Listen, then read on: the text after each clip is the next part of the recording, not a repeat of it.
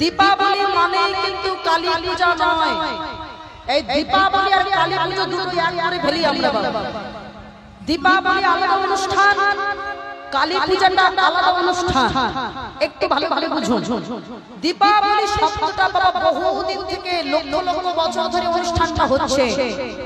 দীপাবলি অনুষ্ঠানটা আসলে ভগবান রামচন্দ্রের অনুষ্ঠান বাবা। কারণ ভগবান রামচন্দ্র একটু ভালো করে শুনে নেন, দীপাবলি কেন পালন হয়, কেন আমরা চারিদিকে ঘর বাড়ি লাইটিং করি, প্রদীপ জ্বালাই, কেন করি? বলছে রামচন্দ্র 14 বছরের জন্য বনবাসে গিয়েছিল, জানেন, পিতৃ সত্য পালিবার জন্য। যেদিন ফিরে এসেছিলেন সেদিন ছিল কার্তিক মাসে অমাবস্যা তিথি। ওই কার্তিক মাসের অমাবস্যা তিথিতে রামচন্দ্র ফিরে এসেছিলেন। আর সেই জন্য সমস্ত অযোধ্যাবাসীর মনে বড় আনন্দ। তারা ভাবলেন অন্ধকার রাত্রিতে এত বছর পর যেহেতু প্রভু ফিরছেন, যদি কোনো রাস্তায় অসুবিধা হয়, অমাবস্যা তো অন্ধকার, তাই তারা ঘৃত প্রদীপ দ্বারা পুরো অযোধ্যা নগরীটাকে সাজিয়ে দিয়েছিলেন। এবার আপনারা বলতে পারেন যে রামচন্দ্র যে তিনি যে আসছেন সেটা কি করে জানতে পারল অযোধ্যাবাসীরা যে ওই দিনেই তিনি আসছেন? যেদিন রামচন্দ্র এসেছিল অযোধ্যায়, তার আগের দিন হনুমান, যিনি হলেন রামের বড় ভক্ত, হনুমান অযোধ্যায় গিয়ে খবর দিয়ে দিলেন, শোনো অযোধ্যাবাসী, তোমরা এতদিন যে কষ্ট ছিলে আর তোমরা কষ্ট পাবে না। তাই আমি তোমাদেরকে বলছি, শোনো, তোমাদের প্রভু আগামীকাল অমাবস্যা তিথিতে তোমাদের কাছে আসছে, তোমরা তাকে সুন্দর করে আহ্বান করো। তাই সমস্ত অযোধ্যাবাসী দীপাবলির আলোতে আলোকিত করেছিল। দীপযুক্ত আবলি যাকে বলা হয় দীপাবলি। এবার বলি, তাহলে আপনারা জানলেন দীপাবলি মানে রামচন্দ্রের অনুষ্ঠান। তাহলে কালী পূজা কেন করা হয়? এরও কারণ আছে বাবা। ওই তিথিতে খুব বড় করে ধুমধাম করে সারা দেশে কালী পূজা হয়। কেন হয়? এরও একটা কথা আপনাদের বলি, শুনুন। ওই তিথিটা একটা তিথি, এতটা পূর্ণ তিথি। এক সময় ছিল এক বড় তান্ত্রিক, যার নাম ছিল কৃষ্ণানন্দ আগুমা বাগীশ। ওই কৃষ্ণানন্দ আগুমা বাগীশকে একদিন মা কালী তিনি স্বপ্ন দেখালেন, শোনো কৃষ্ণানন্দ, এই জগতের জীব এরা যদি কার্তিক মাসের অমাবস্যা তিথি, যেটা কালী পূজা হয় আর কি, দীপাবলির দিন, ওই তিথিতে যদি কোনো ভক্ত আমার যদি পূজা করে, তাহলে তার সমস্ত মনোবাসনা আমি তার পূর্ণ করব এবং তার সমস্ত পূর্ণ অর্জন হবে, তার পূর্ণ ফল আমি দান করব। সেদিন থেকে শুরু হয়ে গেল কালী পূজা। ওই তিথি ধরে সেখান থেকে কয়েক লক্ষ বছর ধরে ওই তিথি অনুযায়ী দীপাবলির দিনে মা কালীরও আরাধনা করা হয়। তবে একটা কথা বলি মায়েরা, বাসনা যেন বাসনার মতো হয়। হ্যাঁ, মা কালীর কাছে গিয়ে যেন এটা বলে বসি যে মা গো জোড়া পাঠা বলি দেব, তুমি আমার টাকা দাও, বাড়ি দাও, গাড়ি দাও, এমন যেন বাসনা হয় যে মা গো তুমি কৃপা করো, ওই গৌর গোবিন্দের চরণ যেন আমি আশ্রয় পেতে পারি। তুমি তো মা, তুমি মা মানে সন্তান কৃপা করবে, তুমি কৃপা করো। তাহলে মা কালীর কাছে আমরা পুজো দিলাম, কিন্তু বাবা সেই দিন আমরা কি করলাম? ওই কালী পূজার দিন পুজো করলাম, তার আগের দিন হয় দীপাবলির আগের দিন আরেকটা অনুষ্ঠান হয়, যেটাকে কি বলা হয়? ভূত চতুর্দশী। তাই তো, ভূত চতুর্দশী।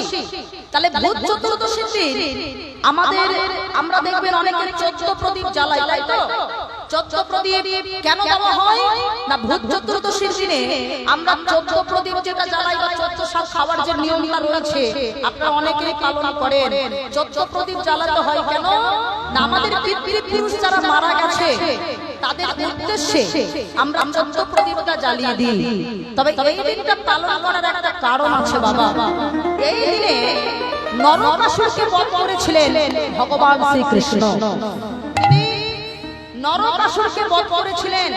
যে নরকাসুর 16,000 রমণীকে বিবাহ করবে বলে হরণ করেছিল, এই নরকাসুরকে বধ করে চতুর্দশীর দিন তিনি যখন ফিরে আসছেন, তখন নরকাসুর বলেছিল শোনো ঠাকুর, আমি তোমার হাতে মারা গেছি মানে আমার অসুরকুল থেকে আমি ধন্য হয়ে গেছি।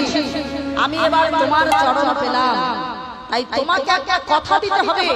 এই ভূত চতুর্দশীর দিন, যেটাকে বলা হয় নরক চতুর্দশী, এই চতুর্দশীটা যেন ওই জগতের মানুষ যেন পালন করে, সেই কথা তোমায় দিতে হবে। সেই জন্য দেখবেন ভূত চতুর্দশীটা আমরা সবাই মিলে পালন করে থাকি। আমাদের যে কালী পূজা হয় দীপাবলি, তার পরের দিন আমাদের থাকে অন্নকূট মহোৎসব। আপনারা অনেকেই জানেন, অনেকে জানেন না। আমরা ভাই ফোঁটাটা মনে রাখি, কিন্তু অন্নকূট মহোৎসবটা মনে রাখি না। অন্নকূট মহোৎসব মানে আপনারা সবাই একটা ছবি নিশ্চয়ই দেখেছেন। ভগবান নিজের বাম হাতের কনিষ্ঠ আঙুলে কি ধরে রেখেছিল? গিরি গোবর্ধন পাহাড়, সেই পর্বতকে তিনি নিজের বাম হাতের কনিষ্ঠ আঙুলে ধরে রেখেছিলেন। কেন? ওই যে ইন্দ্র প্রচন্ড ঝড় সৃষ্টি ছিল, সমস্ত ব্রজবাসী তারা প্রায় বিপদে পড়েছে। ভগবান নিজে গিরি গোবর্ধন পাহাড়কে বাম হাতের কনিষ্ঠ আঙুলে ধরে রেখেছিলেন 7টা দিন। সেই সময় ভগবান নিজে কোনো কিছু সেবা করেনি মায়েরা। যখন আবার সুস্থ হয়ে গেল পরিবেশ, সমস্ত ব্রজবাসীগণ ভক্তবৃন্দ তারা সবাই মিলে ভগবানের জন্য অন্নের পাহাড় তৈরি করে দিয়েছিল। হ্যাঁ, যে ঠাকুর তুমি আমাদেরকে রক্ষা করেছো, আমরা তোমার জন্য বেঁচে গেছি, তুমি কিচ্ছু খাওনি আমাদের জন্য, তাই তোমার জন্য আমরা অন্নের পাহাড় সাজিয়ে দিলাম। তাই দেখবেন 64 প্রকারের ব্যঞ্জন দিয়ে ভগবানের জন্য অন্নের পাহাড়। মানে মনে রাখবেন মায়েরা, কালী পূজার পরের দিন মানে প্রতিপত্তি থেকে আপনারা তাহলে বাড়িতে কি করবেন? কালী পূজার পরের দিন প্রতিপত্তি যখন লাগবে, আপনারা সবাই অমাবস্যা কেটে গেলে তার পরের দিন ভগবানের জন্য যদি অন্ন ব্যঞ্জন করেন খুব ভালো, না হলে একটু পরমান্ন মানে পায়েস রন্ধন করে অবশ্যই ভগবানকে সেবা দেবেন। মনে থাকলো? তার পরের দিন আসলো ভাই ফোঁটা। ভাই ফোঁটা কেন পালন করা হয়? আমরা যে পালন করি, তবে ভাই ফোঁটার অনেক রীতি নিয়ম আছে বাবা। ভাই ফোঁটা এসেছে কোথা থেকে? ভাই ফোঁটার মন্ত্রটা বলুন, তাহলেই বুঝতে পারবেন কোথা থেকে এসেছে। আপনারা মন্ত্র বলেন তো? ভাইয়ের কপালে যখন ফোঁটা দেন মন্ত্র বলেন তো? কি বলেন? ভাইয়ের কপালে দিলাম ফোঁটা, তারপরেটা জমের দুয়ারে পড়লো কাটা, তারপরে যমুনা দেয় জমিতে ফোঁটা, আমি দিই আমার ভাইকে ফোঁটা। তাহলে বোঝা গেল এই যমুনা আর জমের থেকে আসলো ভাই ফোঁটা। এই ভাই ফোঁটাটা বাবা, যমুনা ছিল সূর্যদেবের ছেলে মেয়েকে যম আর যমুনা। তা যমুনা সবসময় বলতো যে দাদা তুমি আমার বাড়িতে এসো, কিন্তু দাদারা তো কাজ বাবা যমুনাকে কিছুতেই যেতে পারে না। আর যেতে যখন পারে না, একদিন বোনের কথা রক্ষা রাখতে আসলো। ওই বাবা কালী পূজার পরেই বাবা যে দ্বিতীয়া তিথি, ওই তিথিতে আসলো বোনের বাড়িতে। যমুনা সেদিন দাদাকে বিজয় তিলক এঁকে দিলেন, সুন্দর করে সেবা দিলেন। যমরাজ বলল, বোন আজকে দ্বিতীয়া তিথিতে তুই যে আমাকে ভাই ফোঁটা দিলি, তাহলে আমি তোকে বল তুই যা চাইবি আমি তোকে তাই দেব। সঙ্গে সঙ্গে বোন বলে বসলো, দাদা আজকের দিনে তুমি আমায় আশীর্বাদ করো।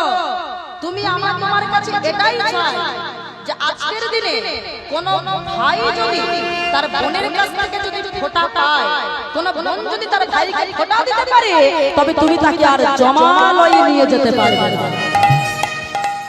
জমালয়ে নিয়ে যেতে পারবে না। শুধু তাই নয়, তোমার এটাই থাকবে আমার কাছে, এইটুকু চাওয়া। যমরাজ বলে বসলো, শুনে রাখ, শুনে রাখ বোন, কোন ভাই যদি এই দিনে ফোঁটা পায়, তাহলে আমি তাকে জমালয়ে নিয়ে যাব না। এটা যেমন ঠিক, মায়েরা খুব মন দিয়ে শুনে নেন, তেমন এটাও ঠিক। ওই দ্বিতীয়া তিথিতে দাঁড়িয়ে যদি কোনো ভাই বা দাদা তার বোন বা দিদিকে যদি দাঁড়িয়ে অপমান করে, তাহলে আমি তাকে পাশে বেঁধে আমি তাকে জমালয়ে নিয়ে চলে যাব। তবে হ্যাঁ, সেই ভাই যদি আবার নিজের ভুল বুঝতে পেরে যদি যমুনায় স্নান করে যদি ক্ষমা প্রার্থনা করে, তবেই একমাত্র তার ক্ষমা হবে, না হলে হবে না। সেখান থেকে শুরু হয়ে গেল ভাই ফোঁটা। ষোড়শোপচার বিধিতে সেদিন যমরাজের অনেকে পূজা করে থাকে। আবার একটা কথা আছে বাবা, আমরা একটু আগে বললাম না ভূত চতুর্দশীর দিন ভগবান গিয়েছিলেন নরকাসুরকে বধ করতে। যখন নরকাসুরকে বধ করে ভগবান ফিরেছিলেন, ভগবানের বোনের নাম কি মায়েরা? কৃষ্ণের বোনের নাম কি? রথযাত্রা হয় না, রথযাত্রায় থাকে রথের উপরে কে কে? বলরাম, কৃষ্ণ আর সুভদ্রা। সুভদ্রা হলো ভগবানের বোন। বোন বড় চিন্তিত ছিল, যখন ফিরে আসলো ভগবান নরকাসুরকে বধ করে, তখন ওই তৃতীয়া তিথিতে ফিরেছিলেন। সেদিন সুভদ্রা বোন সুন্দর আলপনায় এঁকে ভগবান কৃষ্ণচন্দ্রকে বসিয়ে বিজয় তিলক এঁকে দিয়েছিলেন আর বলেছিলেন, দাদা প্রত্যেক তিথিতে দ্বিতীয়া তিথিতে আমি তোমার কপালে এমন করে বিজয় ফোঁটা দিয়ে দেব। তাহলে বোঝা গেল এই প্রত্যেকটা তিথি আপনারা সুন্দরভাবে পালন করবেন।